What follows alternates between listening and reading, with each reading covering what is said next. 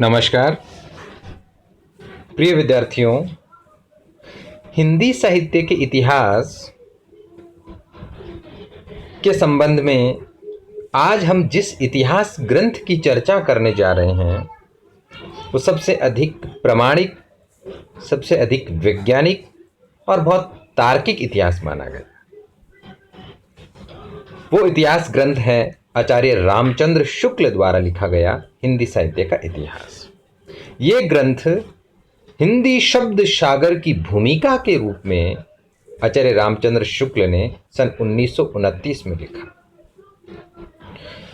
उस समय के उपलब्ध तथ्यों, संसाधनों, सामग्री को आधार बनाकर आचार्य रामचंद्र शुक्ल ने जो इतिहास ग्रंथ लिखा वो अपने आप में एक अद्वितीय, एक श्रेष्ठ और वैज्ञानिक ग्रंथ था। यद्यपि आगे चलकर इस ग्रंथ के काल विभाजन, नामकरण को लेकर कुछ मतभेद रहे, लेकिन आज तक भी जो हिंदी साहित्य का जो इतिहास लेखन है वो आचार्य रामचंद्र शुक्ल के इतिहास ग्रंथ के इर्द गिर्द ही घूमता है।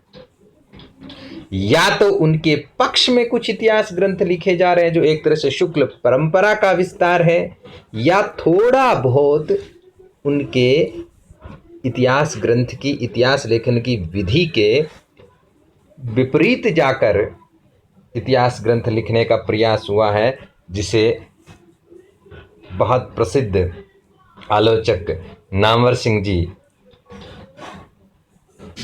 दूसरी परंपरा का नाम देते हैं। और ये परंपरा आचार्य हजारी प्रसाद द्विवेदी से शुरू मानी जाती है। हालांकि अब इतिहास ग्रंथ में तीसरी परंपराओं की भी चर्चा होने लगी है। हमें तो इस बात पर ध्यान देना है कि आचार्य रामचंद्र शुक्ल ने जो इतिहास ग्रंथ लिखा उस इतिहास ग्रंथ की विशेषताएं क्या है, काल विभाजन क्या है, समयावधि क्या है और इतिहास लेखन की विधि क्या थी।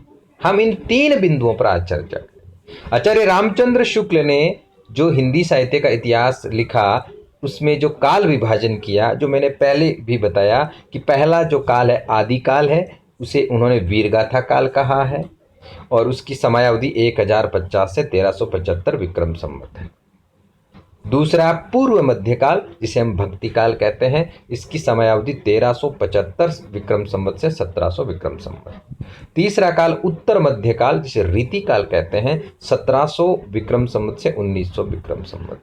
और चौथा आधुनिक काल, जिसे गद्य काल कहा गया है, 1900 विक्रम संवत से 1900, कुछ आगे खींच के ले जाते हैं, लेकिन अपन इसको ये कह सकते हैं कि जब तक उनका इतिहास ग्रंथ लिखा गया। सबसे बड़ी बात थी आचार्य रामचंद्र शुक्ल ने दो बिंदुओं पर जो अपना इतिहास ग्रंथ लिखा। एक तो प्रवृत्ति थी युगीन प्रवृत्ति, उस समय की युग की प्रवृत्तियों को आधार बनाकर जो काव्य रचा गया, साहित्य रचा गया, उनको उन्होंने बहुत प्रमुखता दी। और दूसरी जो उनकी सबसे बड़ी विशेषता थी वो थी कि कवि के स्थान पर काव्य कृतियों की दृष्टि से उन्होंने इतिहास में एक सिद्धांत अपनाया कवियों के संबंध में कि हमें कृति के माध्यम से कृतिकार को समझना है, नहीं कि कृतिकार के माध्यम से कृति। रामचंद्र शुक्ल ने इसी क्रम में जो आधुनिक काल था उसके, जिसको उपनाम उन्होंने गद्य काल दिया था, गद्य काल के 3 उत्थान उन्होंने बताए थे और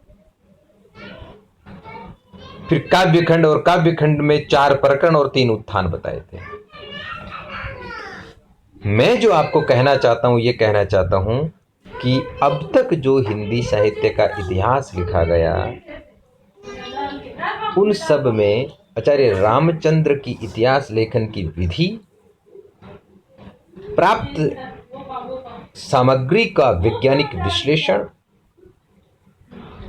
और कृतिकारों के संबंध में उनकी जो आलोचनात्मक राय है वो आज भी इतिहास के पाठकों का एक तरह से उनको एक नई दृष्टि प्रदान करती है। तो हमें इस इतिहास ग्रंथ को केंद्र बिंदु में रखकर ही हिंदी साहित्य के इतिहास को समझना है। आगे की कक्षा में हम चर्चा करेंगे कि और कौन से इतिहास ग्रंथ लिखे गए, उनकी क्या विशेषताएं थी। आज की इस ऑनलाइन क्लास में इतना ही। बहुत बहुत धन्यवाद।